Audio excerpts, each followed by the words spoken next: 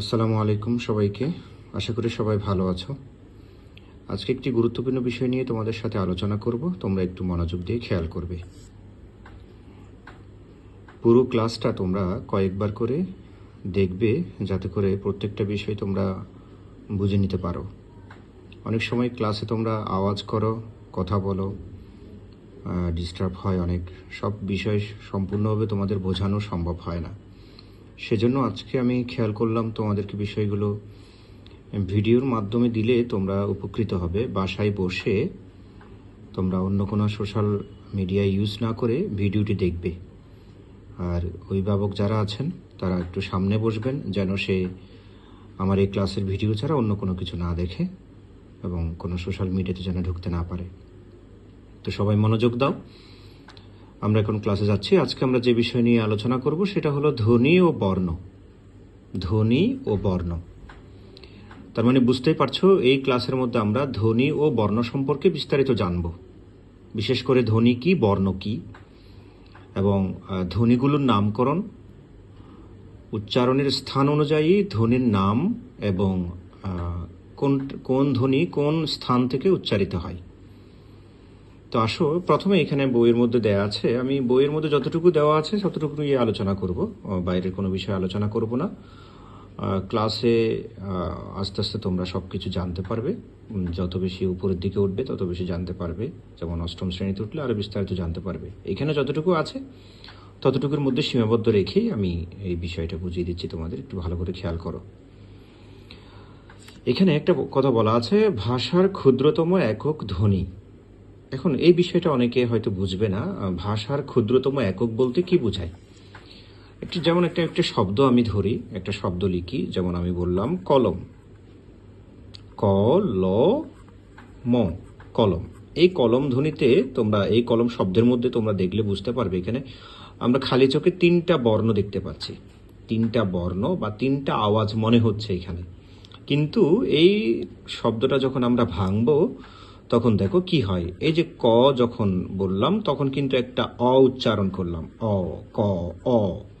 ঠিক আছে, এই যে ক বলার সময় একটা অ নিয়ে নিলাম, তাহলে এই যে অ যখন বের করে ফেললাম ক থেকে, তখন এখানে একটা হসন্ত দিতে হবে। তাইলে এখানে দুইটা ধ্বনি হলো, একটা হচ্ছে ক আর একটা হচ্ছে অ। ঠিক একইভাবে আমরা যখন ল বললাম তখন কিন্তু একটা অ উচ্চারণ করেছি, আমাদের নিজের অজান্তে কিন্তু আমরা একটা অ উচ্চারণ করেছি। যোগ এরপরে আরেকটা ম উচ্চারণ করেছি, সেখানে কিন্তু আমরা আবার অ উচ্চারণ করিনি। ঠিক আছে, তাহলে এই যে কলম শব্দ যেটা বললাম, এটা একটা শব্দ, এটাকে একেবারে ক্ষুদ্র করলে আমরা যেটা পাই সেটা হচ্ছে ধ্বনি। এই যে ক একটা ধ্বনি, অ একটা ধ্বনি, ল একটা ধ্বনি, অ একটা ধ্বনি, ম একটা ধ্বনি। এখানে অ নাই, কারণ এখানে আমরা থেমে গেছি, এই জন্য ম, অ বলি নাই। ঠিক আছে, এই যে কলম, ম এর মধ্যে আমরা থেমে গেছি। তাহলে এই যে এটা ধরো একটা শব্দ, এটা দিয়ে অর্থ প্রকাশিত হয়, এই জন্য একটা ভাষা বলতে পারি। এই ভাষাকে যখন আমরা ক্ষুদ্র করি তখন কিন্তু একেবারে একটা ক্ষুদ্র অংশ পাই, সেটা হচ্ছে এই যে এই আওয়াজটা। ঠিক আছে, এই যে ক যে আওয়াজটা পেলাম, এটা হচ্ছে একটা ধ্বনি। এই জন্য বলা হচ্ছে কি, ভাষার ক্ষুদ্রতম একক হচ্ছে ধ্বনি। এখানে লেখা আছে ভাষার ক্ষুদ্রতম একক হচ্ছে কি, ধ্বনি। ঠিক আছে, এই জন্য ক্ষুদ্রতম একক বলতে একটা শব্দকে যখন আমরা একদম ছোট করতে করতে যে আওয়াজটা আমরা পাবো সেটাই হচ্ছে একক, ক্ষুদ্রতম একক।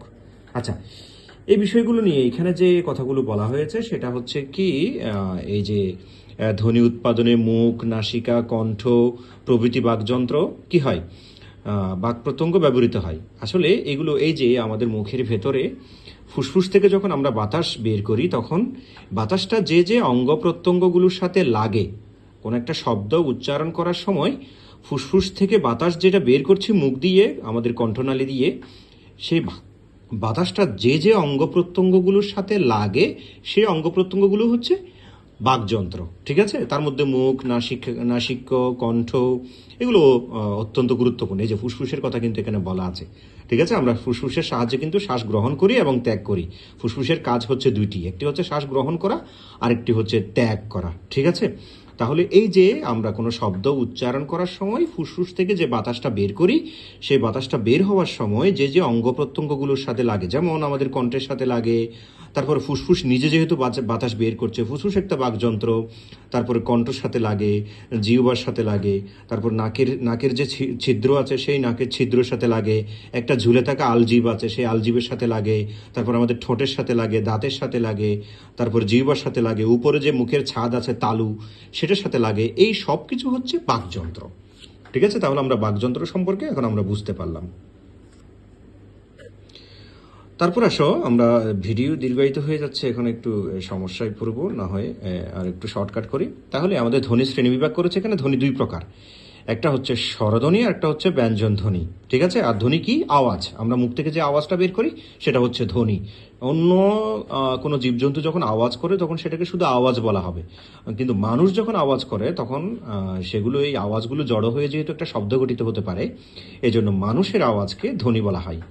ঠিক আছে, আসো এরপরে যে আওয়াজগুলো আমরা করি সেই আওয়াজগুলো কিন্তু দুরকম, একটা হচ্ছে স্বরধ্বনি আর একটা ব্যঞ্জন ধ্বনি। কি জন্য দুরকম হয়েছে? কারণ আমরা কিছু আওয়াজ আছে যেগুলো আমাদের মুখ বন্ধ করা লাগে না, এমনিতেই বের হয়ে যেতে পারে যে আওয়াজগুলো, হ্যাঁ, যে আওয়াজ করার জন্য মুখ বন্ধ হওয়া লাগে না, যেমন অ, আ, ই, হ্যাঁ, এগুলো তো আমাদের মুখ বন্ধ হয় না। অর্থাৎ এই ধ্বনিগুলো কিন্তু আওয়াজ সোজাসুজি বাতাস ফুসফুস থেকে মুখ দিয়ে বের হয়ে যাচ্ছে, এজন্য আমরা এগুলোকে স্বরধ্বনি বলছি। আর যে আওয়াজগুলো বের করতে গেলে আমাদের আমাদের মুখ বন্ধ করা লাগে, কোনো একটা বাকযন্ত্র, দুইটা বাকযন্ত্র একসাথে কাজ করা লাগে, ঠিক আছে, তখন সেগুলোকে আমরা বলছি ব্যঞ্জনধ্বনি। তাহলে বাতাস বাধাপ্রাপ্ত হয়, ফুসফুস থেকে যখন বাতাস বের হয় তখন বাধাপ্রাপ্ত হয়ে যায়। এই বাধাপ্রাপ্ত হওয়ার কারণে সেটাকে আমরা ব্যঞ্জনধ্বনি বলছি। আর যেগুলো উচ্চারণ করার সময় বাতাস বাধাপ্রাপ্ত হয় না তখন সেগুলোকে আমরা বলছি স্বরধ্বনি। এটা অন্যভাবে বলা যেতে পারে, যেমন স্বরধ্বনি হচ্ছে অন্য কোনো ধ্বনির সাহায্য লাগে না, নিজে নিজে উচ্চারিত হতে পারে না, যেমন অ, হ্যাঁ, এটা নিজে নিজে উচ্চারিত হতে পেরেছে, অন্য কারোর সাহায্য লাগেনি। আর ক, হ্যাঁ, ক একটা ব্যঞ্জনধ্বনি, কেন? কারণ সেটা উচ্চারণ করতে অ এর সাহায্য লেগেছে, যেমন ক, অ। ঠিক আছে, ক বলতে গেলে একটা অ বলতে হয়, এই জন্য এই যে ক, খ, গ, ঘ এগুলো হচ্ছে ব্যঞ্জনধ্বনি। আশা করি আমরা সবাই জানি। আর আমরা জানি যে স্বরধ্বনি 11টি, ব্যঞ্জনধ্বনি 39টি। ঠিক আছে, এটা আমরা জানি। তাহলে বর্ণ কি? এই যে ধ্বনিকে যখন আমরা লিখবো তখন সেটা বর্ণ হয়ে যাবে। তাহলে ধ্বনির লিখিত রূপকে বর্ণ বলে। ধ্বনির লিখিত রূপকে কি বলে? বর্ণ বলে। এই যে ক আমি লিখলাম, এটা একটা বর্ণ হয়ে গেছে। যখন আমি উচ্চারণ করলাম তখন কিন্তু ধ্বনি, যখন আমি লিখে ফেললাম তখন সেটা ধ্বনিও আবার বর্ণও। ঠিক আছে, এটাই। এবার পরে বর্ণমালা, এখানে একটা শব্দ দেখতে পাচ্ছ তোমরা, বর্ণমালা। বর্ণমালা হচ্ছে এই যে আমাদের স্বরবর্ণ ব্যঞ্জন বর্ণের একটা তালিকা আছে না, ওই একটা তালিকাগুলোতে অ, আ, ই এগুলো সাজানো আকারে লেখা আছে, এই সাজানো ক্রমকে বলা হয় বর্ণমালা। হ্যাঁ, স্বরধ্বনি এবং ব্যঞ্জনধ্বনির যে সাজানো একটা ক্রম, একটা তালিকা যে দেওয়া আছে সেটাকে বলা হয় বর্ণমালা। ঠিক আছে, তো বাংলা ভাষায় একটি বর্ণমালা রয়েছে, সেটা হচ্ছে বাংলা বর্ণমালা। বাংলা বর্ণমালায় বর্ণ রয়েছে মোট 50টি, 11টি প্লাস 39টি, তখন হয় 11টি। আচ্ছা দেখো, এখানে বর্ণমালা 11টি বলেছে এবং সেগুলো সংজ্ঞা দিয়েছে, আমি অলরেডি সংজ্ঞা তোমাদের বলেছি। এরপরে হচ্ছে কি, ব্যঞ্জনধ্বনির সংজ্ঞা এবং ব্যঞ্জনধ্বনিগুলো এখানে দেওয়া আছে, ক্রম অনুসারে দেওয়া আছে। তাহলে এটা হলো বর্ণমালা, এটা যখন একসাথে করবো তখন একটা বর্ণমালা হবে। ঠিক আছে, আচ্ছা এবার আসো, এখানে ধ্বনির বৈশিষ্ট্য, উচ্চারণ ও স্থান ও বৈশিষ্ট্য নিয়ে এখানে দেওয়া আছে। তাহলে আসো, এখানে অ, আ কোত্থেকে উচ্চারিত হয়? উচ্চারণের স্থান হচ্ছে কণ্ঠ। অর্থাৎ আমাদের বাতাসটা যখন আসে তখন কণ্ঠের মধ্যে একটা চাপ সৃষ্টি হয়। ঠিক আছে, এই জন্য যে জায়গায় চাপ সৃষ্টি হয় ওই জায়গার নামকরণ দিয়ে, নাম দিয়ে নামকরণ করা হয়েছে। যেহেতু অ এবং আ উচ্চারণ করার সময় আমাদের কণ্ঠ বেশি কাঁপে, এজন্য কণ্ঠ থেকে উচ্চারণটি হচ্ছে বলে আমরা ধরে নিচ্ছি। ঠিক আছে।